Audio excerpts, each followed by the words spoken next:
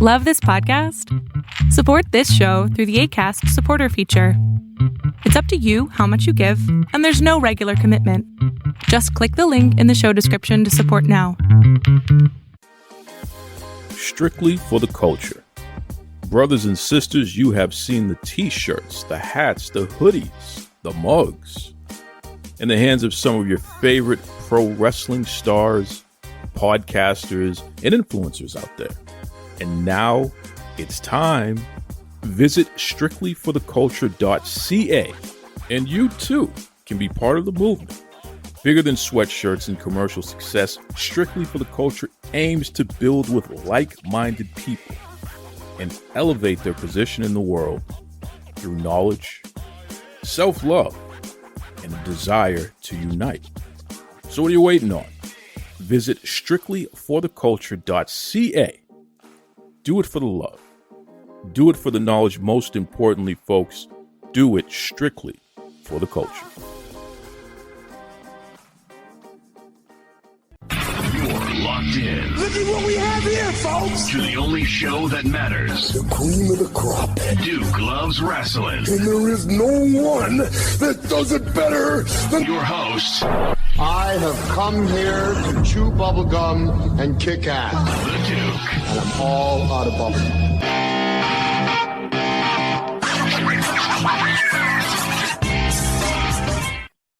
Hey everybody, this is Eric Bischoff, and you're listening to Duke Loves Rasslin. Brothers and sisters, the River City Wrestling Con was so tremendous. It ended up being the most successful pro wrestling convention in the history of the state of Florida. And certainly many of you listeners out there, you made that happen. So thank you. And you were rewarded with some of the biggest names in the history of pro wrestling. And certainly our guest on this episode is one of them that you can't stop talking about. It was so cool for many of you to meet this guy. And now we're here to talk about a little bit. The one, the only Mr. Eric Bischoff. How you doing there, Eric? I am just living large, my friend, living large out here in Cody, Wyoming, heart of the rodeo capital of Wyoming. They have a rodeo here every night. It's awesome. But the mountains are beautiful. The weather's beautiful. Tourists are pouring in. Money is being made. It's just a wonderful thing. I love it. I love it. But before we get into that, because I definitely want to ask you about your connection to Cody and what that means to you from a spiritual standpoint, because I think there's a story to be told there. The River City Wrestling Con. I mean, just your impression of this convention. I believe it was the first time that you had personally been there. What did you think? I was blown away, to be honest. And I've worked with a lot of great promoters around the country, around the world, as a matter of fact. I just did a tour of Australia a couple of weeks ago, and last fall did a tour of was it Scotland, Ireland, Northern Ireland, UK. Where else did I go? That's about it. But I've toured all over the place and worked with some really good promoters, and I have not worked with a better promoter. Not been to a better run event. It was so well put together, and the thing I loved about it too was the venue, the hotel, the convention center. There was a lot of room. I mean, there was big crowds. You had a hell of a turnout, and you had a lot of talent. But it was easy to move around I've been to conventions that, man, it's just our elbow to elbow, and you can hardly move, and you don't even really get to see half of what you came to see because it's so crowded. And this was laid out in such a way that, people could move around freely and get to see everybody and do everything. And, nice restaurant in the hotel. So all in all, it was like on a scale of 1 to 10, brother, that was a 10 out of 10 for me. And then on top of it, I'd never been to St. Augustine. I'd heard about it, never been there. I've been to Florida about, 1.5 million times, never been to St. Augustine. So when I flew, I got in the night early, and I just took an Uber, 20-minute ride, walked around, and was just absolutely amazed. I can't wait to come back. I saw at least a dozen restaurants that I have to go back to. I mean, really cool place. Wow, high praise not only for the River City Wrestling Con, but for St. Augustine in general. So shout out to the whole area there. You folks are doing something special when a world traveler like Eric Bischoff puts you over like that. Wow. Well, That's major, the man. town, I love history. I'm always fascinated with history. I always have been since I was a little kid. It's the only thing in school that really interested me was history. But, the city has done such a great job of preserving some of the original architecture and a few of the original buildings. And the rest of it, really, they've done such a good job of maintaining it to keep its character and not let it get overly commercialized, which is usually what happens to a beautiful place like St. Augustine over time. It gets overdeveloped. But the city and the state have done such a great job of preserving the history. It's fascinating place with great restaurants on the beach. What more could one ask for?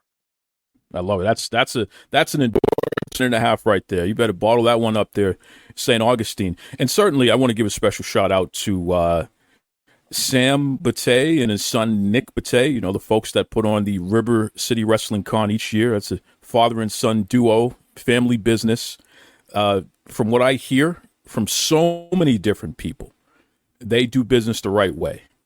They're not out here trying to cheat anybody. They're just trying to give great entertainment to the fans and put you legends in the wrestling industry in a position where, you have a great day's work.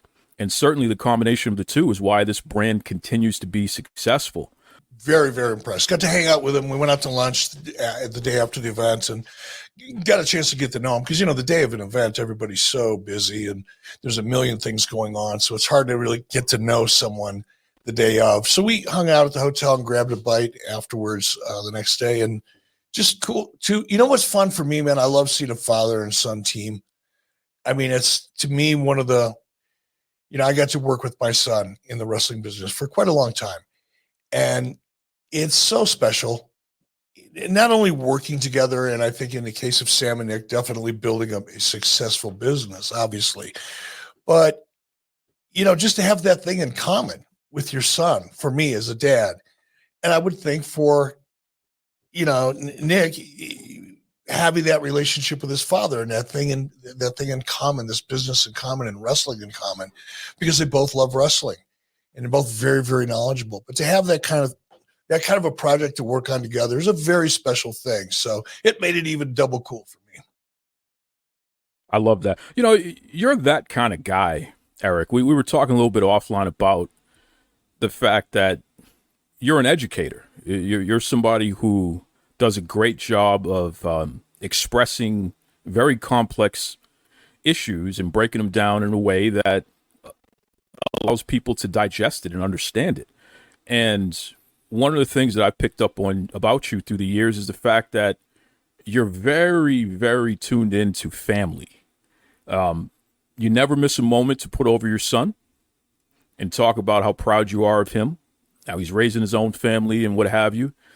You're always putting over your daughter and how great she's doing in her career and building her own family now and what have you. And you never miss an opportunity to put over your lovely wife, Lori. And this isn't, because you have to or something that is even conscious, in my opinion, just listening. It's really a thing where this is your partner in life, not just your wife, but somebody who you legitimately have built an entire life, raised your kids, and somebody who you lean on because she's so important to you and vice versa. Talk to me about this whole notion of family and how you're so rooted in it and therefore able to express it so freely. Well, first of all, to me, and my wife and I have been together. We've been married for 40 years. It'll be 40 years in August. We were together 2 years before that. So we've been together for a long time and certainly have gotten to know each other very, very well. And she probably knows me better than I know myself, as the saying goes, but it's true. It's true. But, she's always been very supportive and really more of a motivator or inspiration than anything else, because we both love We have passion for work. We have passion for our family. We have passion for creating opportunities for our family. And it's one of the things that I've learned in the ups and downs of my career, both financial and otherwise, is I've learned to value things much differently than I did when I was in my 30s and 40s and even my 50s. You know, I made the mistake I think a lot of people make, especially people like myself who came into a lot of money at a fairly young age without having ever had any experience with that kind of financial responsibility. And it's so easy to fill your life with things. And I filled my life with lots of things, you know, Porsches and Corvettes and airplanes, and you name it, anything but a boat. I never bought a boat. But over time, you learn that those things don't really, I've learned that those things do not make me happy at all. They're fun, don't get me wrong. I'm not knocking it by any stretch, but there's a difference between fun and happy. There's a difference between fun and joy. There's a massive difference. And I've learned over time that family is the most valuable thing to me because it is what brings me most joy and happiness. But, you know, boats can't bring me joy. Airplanes didn't bring me joy. I got my pilot's license. I flew all over the country. I got my instrument rating. I got certified to fly high performance complex aircraft. I had a blast, but it didn't fulfill me. It was just fun. But family fulfills me. And it's what I do everything for. It's why I work. It's why I'll work till the day I die. I'll never retire, ever. Because as long as I'm capable of helping to create opportunity for my wife and my kids, I will do that till I draw my last breath. Because it's the most important thing to me. Wow, what a response there. How does Cody, Wyoming factor into this? Because you literally could live anywhere in the world, and you've lived in various places throughout your career here. But Cody, Wyoming, what has drawn you there to the point where it's like, you know what, this is my home, this is where we're going to set up shop and be till the end here? I grew up in Detroit in the 50s and the 60s on the east side of Detroit. Eminem's, what was it, 8 Mile was the name of the Eminem movie. I lived on 10 Mile. 8 Mile. He was talking about 8 Mile and Gratiot. I lived at 10 Mile and Gratiot, 2 miles from there. Actually, Eminem and I went to the same elementary school, believe it or not. Different times, obviously. But yeah, so I mean, and as a kid growing up in Detroit in a very lower middle income environment, I dreamt of seeing mountains. I grew up watching Bonanza and the Virginia. No, Westerns were really big back in the 50s and the 60s. And I grew up watching, Gunsmoke and all of them. And to see those images of mountains and cattle and horses, just as a young kid, it just fascinated me. And when I was 22 years old, a friend of mine invited me out. He was going to be here anyway. And he invited me to come out. I was living in Minneapolis at the time. Had never been west of Minnesota, believe it or not. And again, even at 22 years old, had never seen mountains ever. So my buddy invited me out and I said, hell yeah. I jumped in my car and I drove out from Minneapolis about 1,000 miles, 1,200 miles, drove out. And I remember pulling into Cody about 5 o'clock in the morning, maybe 4:30, 4:45. And I was pulling into Cody, and now this is summertime, and Cody fills up with tourists in the summertime. It's crazy fun. But at 5 o'clock, 5:30 in the morning, it was dead. There was nobody was moving. The sun is just starting to come up. It's very peaceful. And I pulled in, and just as I parked my car and I got out to just look around, the sun's coming up, and it's hitting the mountains all around me. And even though this was July, there was still snow on the mountains. So you've got the golden sunrise, kind of an orange pinkish color, actually, just a beautiful blue sky. But the sun is still that weird color of pinkish orange, and it's bouncing off the snow in the mountains. And it was just so cool. And I said to myself that moment, someday I'm going to live here. Someday I'm going to live in this town. Now, I was 22. I had like $104 in my pocket. I think I had a $200 limit on my one MasterCard. So it's not like I had a plan, but I just knew someday I wanted to live here. And eventually, I got my wife out here and she fell in love with it. And here we are. Built a house here in 90. We started the house in 97, finished it in 98. That's awesome. And folks, definitely check out Eric on social media. Some of the most beautiful photos you'll ever see. And this is his scenery. This is on his deck. He looks out and just, as Conrad Thompson would say, you live in a postcard, Eric. Well, I live right outside of Yellowstone National Park, about 47 miles east or west of here. So I'm directly east. In fact, if you're sitting on my deck and you're looking to the west, you're looking up into the valley that takes you right into Yellowstone. So it is beautiful. And millions of people from all over the world come here every summer to enjoy the scenery and all the things that, this area of Cody, Wyoming has to offer. There's a great museum here. One of the best natural history museums are here. Buffalo Bill Cody Museum is here, the Museum of the West. There's like 5 museums under one roof. There's a rodeo every night of the week from June 1st all the way to September 1st, I think, or September 3rd. There's a rodeo every night. And there's river rafting, horseback riding, amazing world-class trout fishing, up and down the rivers here coming out of Yellowstone. So there's a lot to be said for living here. We give up a lot. There's the convenience, when I need to fly somewhere, for example, tomorrow I'm flying to Fort Lauderdale. I've got to drive 2 hours to the airport, to make sure I'm going to, get on a flight that's actually going to leave. So there's not a big variety of restaurants and that kind of thing, which is why when I go to a place like St. Augustine, it's the first thing I do is start looking for good restaurants. And like I said, St. Augustine blew me away. There's 2 French restaurants I want to try, and it's unbelievable.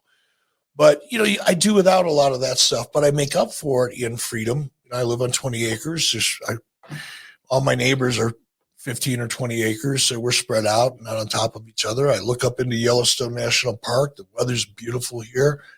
And it's all the stuff I like. I like to ride horses and hunt and fish and hike and all that still outdoorsy stuff I still like to do. Incredible. And hunting, fishing, loving every day, right? Isn't that the song there? Yeah. I don't hunt as much as I used to. I hunt for food. I don't hunt for sport. My wife and I love wild game, so I'll usually take an elk every other year and a deer or 2, depending on what kind of supply we need. But I like to hunt waterfowl like duck and geese, upland birds like pheasant. I do love to hunt those, but we also love to eat it. We eat everything we hunt. My wife hunts with me as well. Here we go again. It's that whole life partner thing. Again, just naturally introduce her into the conversation. It means something. It definitely shows your character when it doesn't always have to be about you, because certainly that's what we've seen from stars throughout history. You're a guy that you're not afraid to share the spotlight. And in fact, you go out of your way to highlight the people who matter most to you. And it's a really interesting quality because in my opinion, I think that also bears fruit in other avenues as well. And I believe that that's part of the reason why, to this day, Eric Bischoff as a brand is still relevant, and people will literally pay money to come see you because you've managed to put out enough good juju in the world, so to speak, with how you've treated others. It's not always perfect. We know that. We've heard the stories. You read the books. Shout out to Guy Evans and what have you.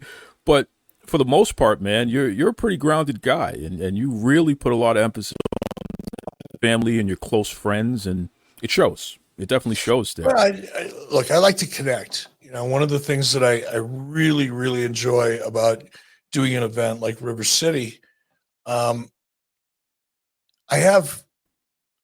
don't know if it's a philosophy or whatever. It doesn't matter. It's how my brain works. So it works for me.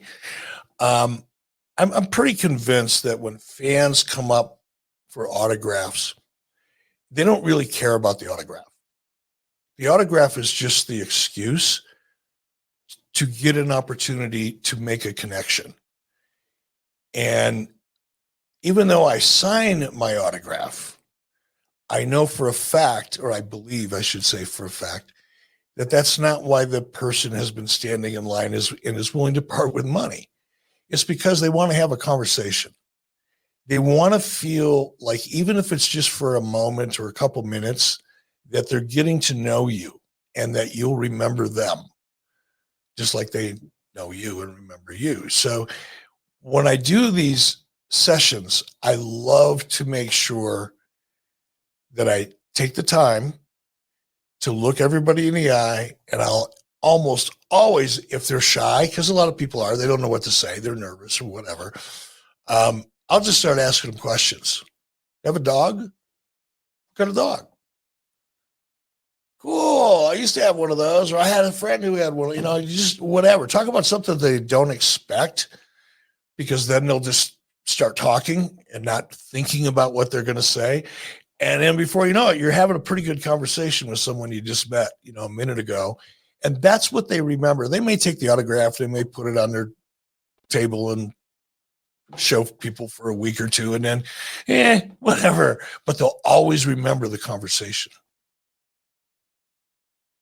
Well said. Well said. Speaking of which, I just got a text from Devon Dudley, WWE Hall of Famer. Devon! He is, Devon. He and I actually just started a new show together, Devon and the Duke. Just put out our third episode. But Devon said that you're a good friend of his. He actually mentioned that on a previous episode, so he told me to give you a shout out there. Devon's great. He's, I've made a lot of friends in the industry.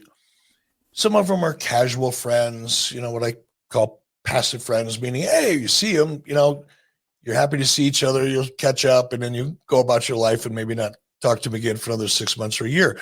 And then there's, that other level of friend that you stay in touch with and so forth. And then there's those special people like Devon and there's a few others that you look forward to seeing them because they're happy people.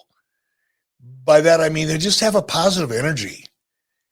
I mean, I don't think I've ever seen Devon not smiling outside of the ring. Now, inside of the ring is different, but just in his just demeanor, I did a convention with him a month or two ago, whatever. We were next to each other, and he's just every time I looked over, man, he's smiling, he's laughing, he's interacting with fans. Not just signing autographs, looking down at the table, handing them out, trying to get through the line as quick as he could. He's having fun. And when he's having fun, the people around him have fun. And that's why I like being around him, because he just always makes me smile. He's a good dude. Yeah, he's a good dude. It's crazy, too. I don't know if you knew this, Eric, but when Devon had his stroke a couple years ago, they literally had to do some surgery there in his head to rewire some things so he could walk again. Wow, I did not know that. This guy that you were just with, he was at River City as well, so you see him walking and talking, always smiling, same old Devon, what have you. They literally had to do brain surgery to get him to walk again, and the fact that he's still as functional as he is literally a miracle. Yeah, I know. I saw him at River City, but I saw him a month or two before that. We ran into each other, and I learned a lot about him there. Growing up in a religious family, and where his values came from, and how he grew up. We had a great conversation. I learned more about him that day than I knew in all the years that I worked with him. So that's another reason why I love doing these kind of conventions, is you get a chance to actually sit down and have a conversation with people you've known for 20 years about something other than the finish or what we're going to do with the next pay-per-view. It's awesome. Or the payday, going back a little further. Jeez. Yeah. Speaking of which, I had to do this here. Vito LaGrasso wants to know, what did you think of his new suit? because he's the dawn of wrestling now, and he was at River City. He was in everybody's pictures in the background wearing this Godfather-esque suit. What did you think of Big Vito's digs there? I'm impressed. I am impressed with the level of detail and the quality of what he was wearing. He looked very Guido-ish. So good job. You hear that, Vito? You just got put over by the man, Eric Bischoff. There you go. Sharp-dressed man, Big Vito LaGrasso there. I'm going to tell you a story because you asked me a question before we recorded. You asked me how we got connected, Eric. Mm-hmm. And I want to go back a little over 8 years ago. The Podfather himself, Conrad Thompson, he starts a podcast with his now father-in-law, Ric Flair. And I would reach out to Conrad because I had just started Duke Loves Rasslin right around the same time.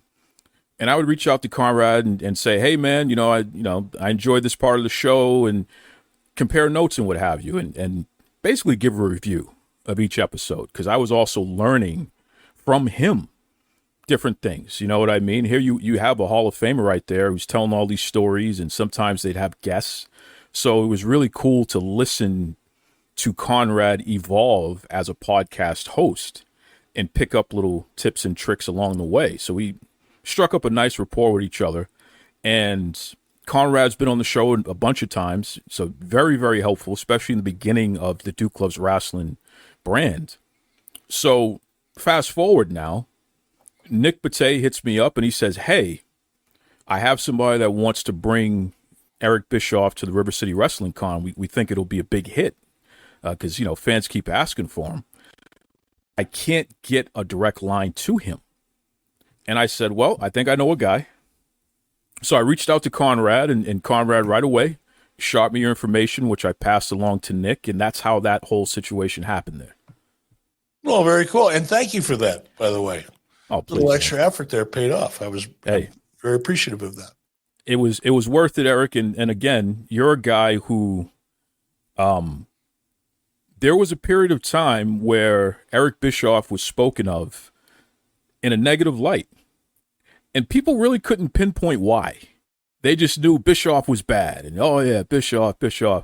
And what's really interesting from my perspective, and I want you to correct me if your perspective is different on this, I believe that 83 weeks, you and Conrad doing that show has completely readjusted things and has allowed history to be very kind to you, because people have actually taken the time to listen to your side and hear the real story of what was going on, whether they like it or not.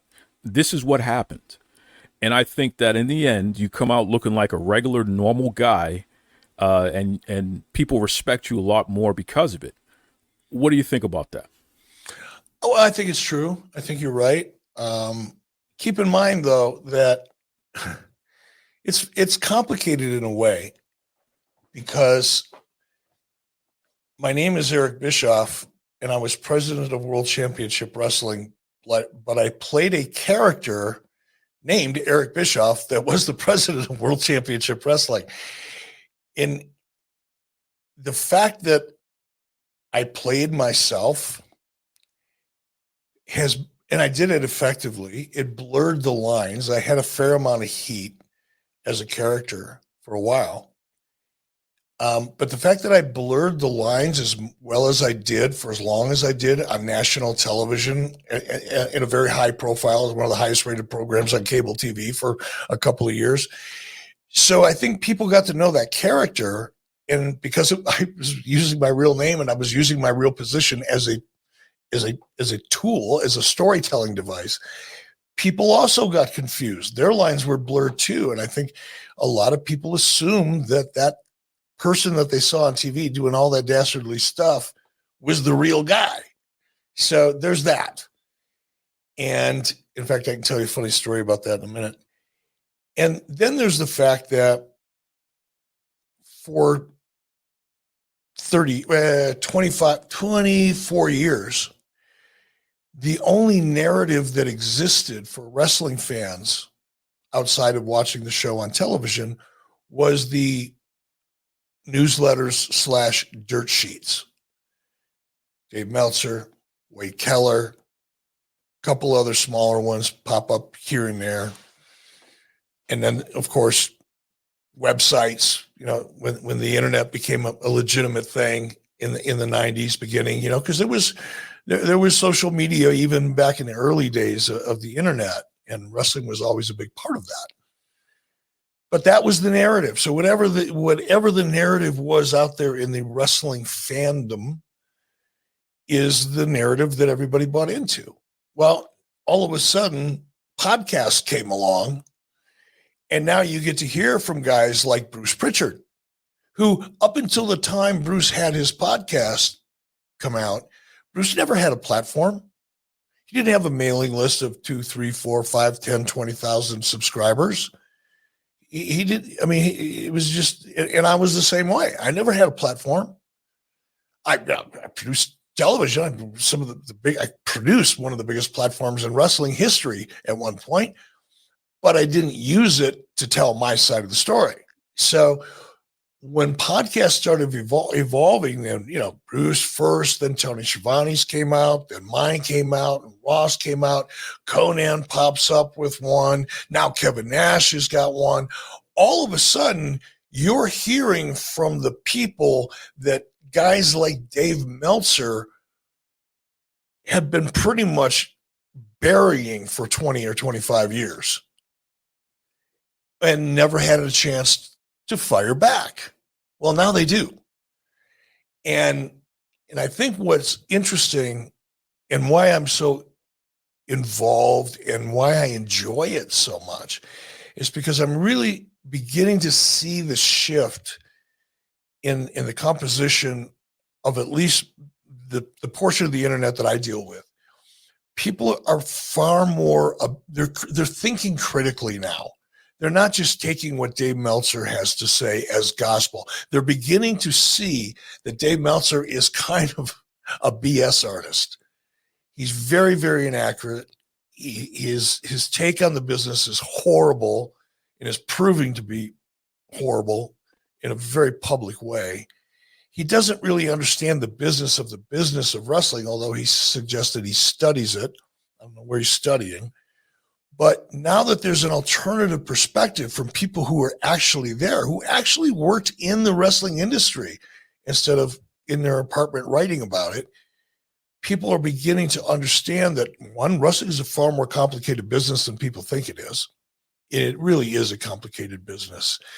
And two, there's a lot of information out there that's a lot more accurate than what they'd been able to find on the internet or in dirt sheets like Dave Meltzer. So it's fun to watch the audience become more educated, because I think the more you understand, first of all, the business of the wrestling business and how it functions and how complex it is, the greater appreciation you have for it, even as a fan. And nobody's ever been able to talk about the business of the wrestling business before because no one had that platform, and now we do. A lot of the people that show up for autographs and want to meet me are people, almost, I would say 6 or 7 out of 10 times will make a point of saying, and I really like your podcast because you talk about the business of the wrestling business. I don't just tell stories about what happened in a locker room and what happened on the road and who ribbed who and, who hooked up with whose wife or boyfriend or whatever. I don't talk about that stuff because I don't have any of that experience in my bag of tricks, so to speak. But I do love to talk about the business of the wrestling business. And now that more people are beginning to understand it and appreciate it, it gives them a different level of appreciation for the entire industry. When we talk about story as much as I do, because I beat on it all the time, and point out examples of great storytelling, disciplined storytelling, how to craft a story. All of a sudden now there's a percentage of the audience, at least in the people that follow me, that are looking at story and they're looking for plot points. They're looking for some of those elements that typically make a great story and are beginning to see when they exist in a story and when they don't. And to me, that's fun because, again, I think along the same lines. Once you understand what goes into presenting wrestling, and even at the very beginning, understand why people watch it.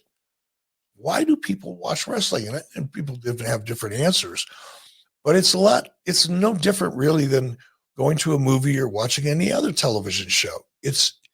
You want to go on a journey with your heroes and their villains, and you want to disconnect and get absorbed into that story and into those characters and kind of live vicariously, even if it's subconsciously, just live through the characters that you're watching in the story. Wrestling's no different. And once you begin to see those parallels and understand it, you appreciate it more. So I'm liking that fans are really paying more attention to the details of the wrestling industry and are eager to learn about it. And I think the fact that, so many people have great podcasts now. Undertaker's got a podcast. Chris Van Vliet's podcast is outstanding. Jim Cornette's podcast. Jim's kind of, he's a little toxic isn't the word, because that's not fair. It's too strong. But he's acidic. You got to be a little careful how close you get to Jim Cornette, depending on your point of view. But I think, he's a smart guy. I don't agree with sometimes the way he says things, but that's his choice. That's his business choice. But he's smart, and he's got a great perspective, whether anyone agrees with it or not, including myself. Sometimes I do, oftentimes I do, but sometimes I don't. But he's a great podcast to listen to too. I already mentioned Conan, from a talent side. Kevin Nash is one of the smartest guys I know in the wrestling business. He's a really smart guy. You got to catch him in the right mood. Crabby, and sometimes he's a little, shall I say, relaxed. But, when Kevin's got something important to talk about, he is one of the most intelligent conversationalists and critical thinkers that I know in the wrestling business. Eric, I'm glad you took us down that road, because I got to tell you, when I started this show over 8 years ago, I tried to do the rumors thing, and that's what everybody's doing. We're going to talk about the rumors and what's in the websites and the dirt sheets and all that. And I couldn't get more than 100 listens if I tried, right? Because what is that? And who the hell am I? As soon as I started focusing on interviews and bringing the actual people on the show to talk about their lives, not just in wrestling, but in general, who are you as a person?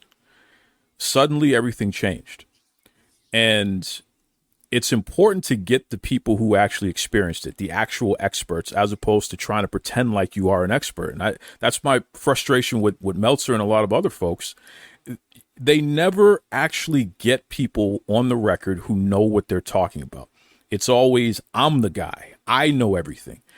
And in reality, Dave Meltzer was never a television executive. He never ran a wrestling promotion. So why am I listening to this guy tell me about what's important to advertisers and what the ratings mean and who's going to get what money based on this quarter hour, yada, yada? It's like, well, wait a second. Hold on. How do I know you're qualified to even try to educate me on this? As opposed to somebody like Eric Bischoff, where that's literally your career. That's what you've been doing. Even when you were selling ads, that's what you were doing, right? Yeah. And what Dave does is he regurgitates some of the stuff he just reads in the trades, because it makes, when you kind of regurgitate things you've read in the trades, it can make one sound, at least to others who have no idea what the industry is about, you can make yourself sound like you know more than you really do just by picking up certain things in the trades, right? That's number one. Number two, he listens to low level. He probably has contacts at fairly low levels within WWE. I mean, he's friends with Tony Khan. That's right off the bat, and the sure. EVPs, whatever the names are now. He's tight with them. So, but I mean, with WWE, he's probably got sources, but they're like mid-card, lower mid-card, or they're that version of management meaning, yeah, they work in the office, but they're pretty low level people who engage in that kind of gossipy rumor bullshit, leaking information. That's usually low level players. And if there's somebody at a higher level that's talking to them, and I know this is a fact, there's no denying this. There are people that I am close to and have been for a long time. They don't do it directly, but indirectly, they feed absolute nonsense to Meltzer. Because sometimes, not as often anymore for humor, because sometimes people would do it just to see if he'd actually take the bait and run with it.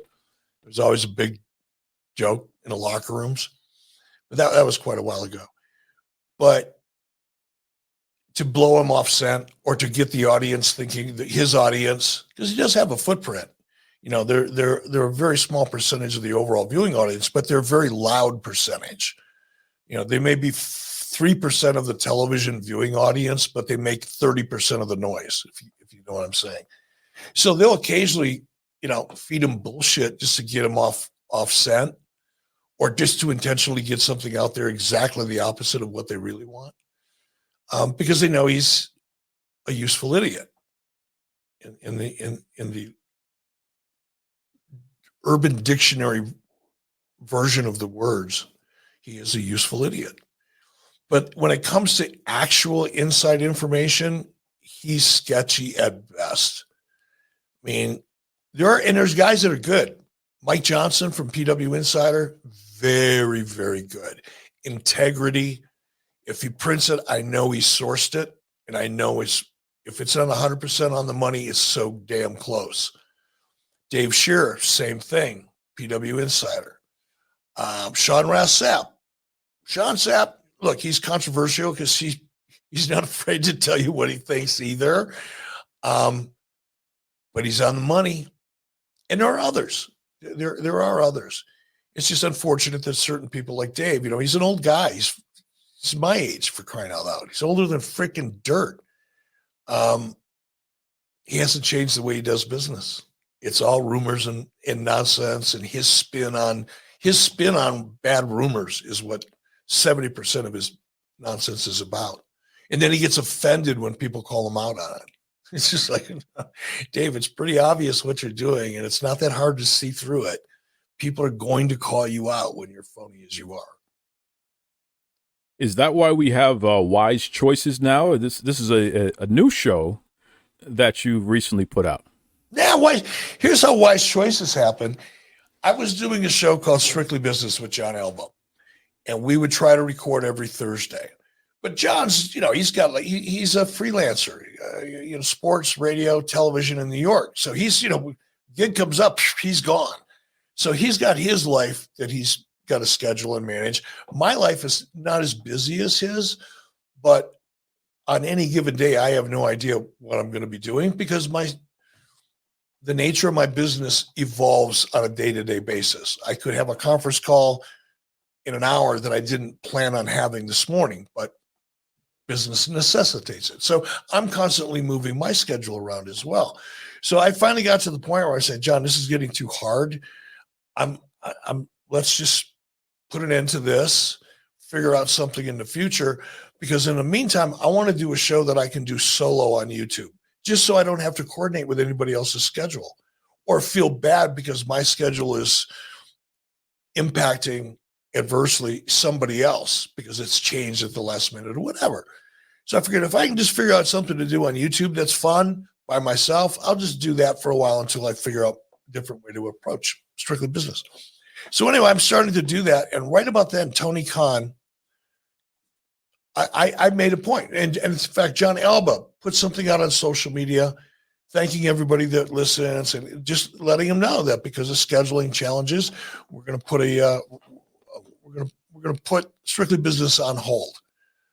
And Tony Khan gets on social media and he goes, well, it's probably a good thing that fraud of a podcast has decided to and I said, here's what he said, probably a wise choice for that fraud of a podcast, meaning 83 Weeks, my podcast, or Strictly Business, to sunset right before we get our renewal with TBS.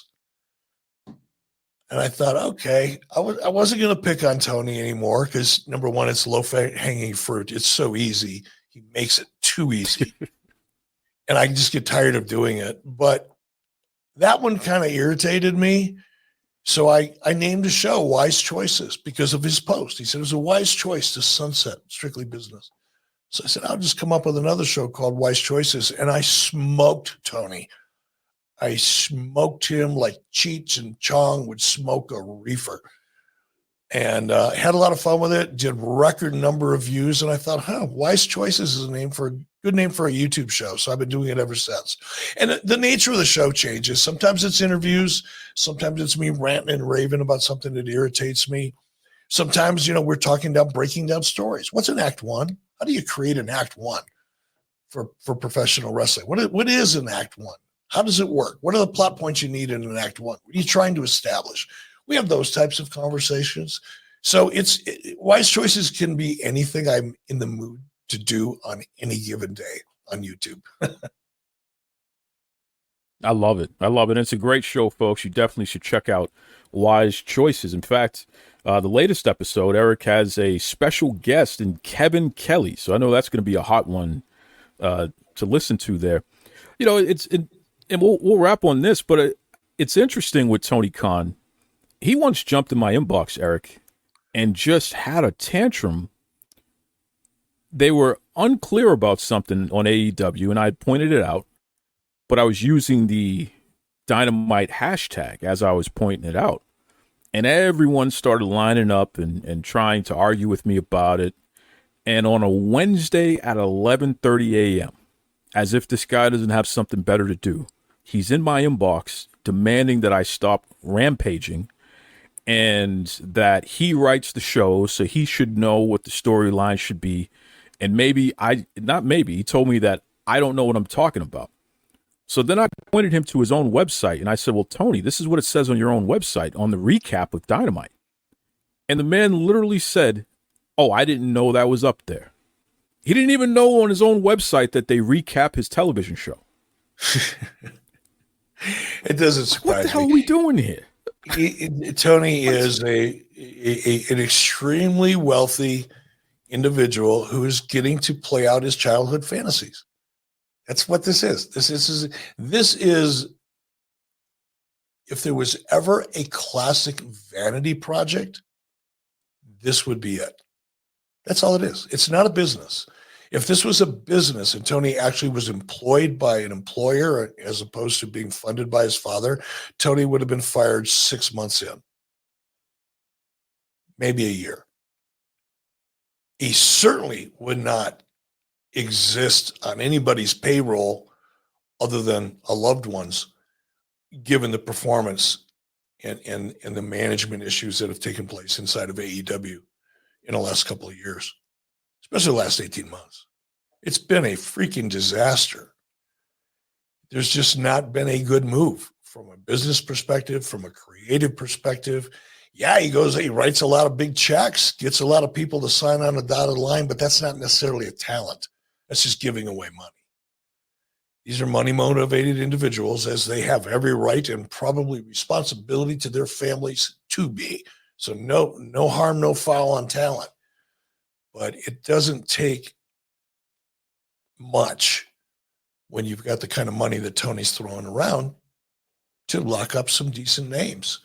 What do you do with them? What's he done with them? Nothing. Absolutely nothing. There has not been any return on investment from anything that he's done, creatively or in terms of talent. It's a mess. But whatever, it's a vanity project, and it doesn't matter. That's why it doesn't matter. That's why Tony's not going to listen to you. He's not going to listen to me. He's not going to probably listen to anybody. Maybe his dad. He's just going to do what 14-year-old Tony Khan would have done if 14-year-old Tony Khan had real wrestlers to play with instead of action figures. Well, what do you mean? Like get the wrestlers to convince you to make a video game before your company's even stable? You know they're giving away that video game now on PlayStation? Yeah, I've got some friends that I'm fairly close to that are in the video game business at very high levels. We're talking about development and all coders, all that. And that's a small world. That video game world it's small, it's big. I mean, it's powerful, it's huge financially, but the world itself, speaking of the movers and the shakers and the people that know what's going on in that world, it's a very small world. And I got some pretty accurate insight early on into the development of that game. And it should have been a movie. And like if you put Jack Black in it and a couple other really funny characters, it would be an ideal comedy. You take a bunch of wrestlers that don't know, oh, but I play video games. Can you imagine, Duke, you're on a plane. The situation that everybody's thought about at one point or another, talked about, what if I'm on a plane and the pilot can't fly the plane? Could I land this plane? Could I fly it? There's been movies made of it. Hell, a bunch of times. But can you imagine being in a business where a guy says, my experience and the reason I'm spending tens of millions of dollars on talent is because, well, I used to watch it when I was a kid. That's Tony Khan's experience. He grew up as a wrestling fan. That's like a guy on an airplane going, well, I've flown, I got million-mile status on 3 different airlines. Fuck, I can fly this plane. No problem. Throw that captain out of the seat. Let me have at it. Because I've got 2 million miles on my belt, under my belt, flying as a passenger. So sure, I can fly. Just like Tony grew up as a kid watching wrestling and becoming passionate about it. And now all of a sudden thinks he can be a pilot of his wrestling airplane. The problem is he can't. He doesn't have a clue about what makes wrestling work for the audience. He knows what made wrestling work for him as a 14-year-old watching ECW. But the audience isn't going to respond to the same things that 14-year-old Tony Khan used to respond to. That's the dilemma. That's why AEW is where it is and why it's not going to change. No reason for it to. As long as Tony's having fun, it's not going to change. You just heard that from the one person on the planet who was able to lead a company to defeat the WWE consistently for 83 weeks and then some. It was 104 in total, but who's counting? Who's counting? It was 83 in a row, but 104 in total. Listen, Eric, how can everybody listening right now keep up with you and all the... You got 1,000,001 things going on at one time, but if they want to keep up with Eric Bischoff, see some of those great pictures, hear your podcast, plug away, man. Yeah, I mean, I'm on X, formerly Twitter, at eBischoff. I'm on Instagram at the real Eric Bischoff. But really, you know, the podcast, 83 Weeks, wherever you get your favorite podcast, drops every Friday morning early. And then on 83weeks.com, which is our YouTube channel, we do a lot of different stuff over there. That's a fun hangout. Pretty good community. And we're about to do some really cool stuff over there. So that's another good place. So 83weeks.com for YouTube, eBischoff on Twitter, the real Eric Bischoff on Instagram. I don't spend much time on Instagram, to be honest. And that's about it. Before I let you go, Eric, I know that you're a details-oriented guy. So I have a crew on Twitter. We call ourselves the Coffee Corps. It's coffee drinkers from all over the world. You know, a lot of them are in the wrestling industry. Many are fans and what have you. But we always share our coffee recipes and what have you daily. What did you drink this morning, Eric? Because I know that this is a thing for you. You know, you normally have multiple cups and what have you. Huh. Whether it was coffee or something else, what did you wake up drinking this morning? This morning I had Lori, my wife, made me what we call a fat coffee, which is we use Purity coffee. It's a brand that we found that we know to be tested organic and a really good quality coffee. So we use that. But she mixed in some collagen. She mixed in a tablespoon of MCT oil. Google it if you don't know what it is. It's really, really healthy. It's a super nutritious fat. And a little bit of butter in the coffee. And I think just a small shot of cream, just enough to add a little color to it. And then she whips it all together in a blender. Gets it real hot in the blender. It is just awesome, smooth as silk.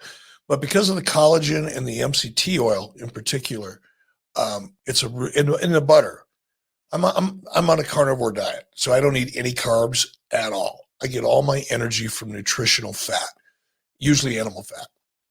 MCT oil is the only synthetic product I take. But so butter in my coffee with the MCT oil is it's like 2 Red Bulls for the average person, for me. And I drank that and went right to the gym. Got in a solid hour workout.